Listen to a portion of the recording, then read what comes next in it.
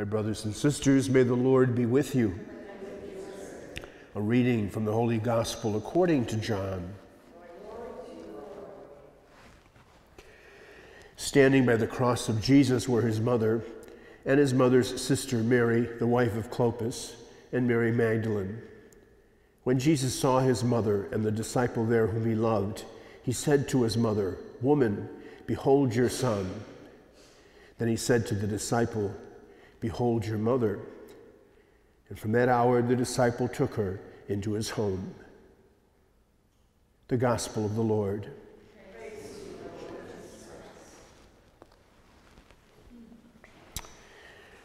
In the Septuagint version of the Old Testament book of Genesis, the person of Eve plays a very predominant role, and initially she is referred to as being the woman.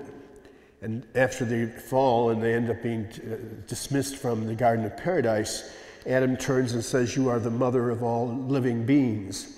And John, aware of this, has a sort of a unique way of putting the role of Mary in the place of his gospel.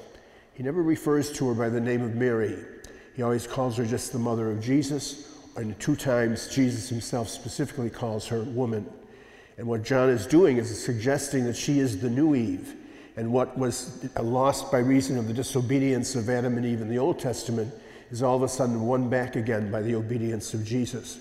And so it's reversed. She's spoken about first as mother and then as woman. And it is as woman she ends up becoming the mother of the entire church. The whole remembrance of the sorrows of Mary had a very long tradition in the church's life. A very famous hymn, Stabat Mater, talks about some of those reflections. By the 14th century, it was considered to be that there were 7 sorrows that Mary experienced. The first was when they took Jesus to the temple and she heard what would happen with regard to him from Simeon. And then when they went off to flight into Egypt.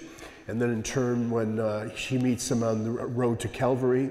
And then again at the cross itself, at his death, and then at his burial.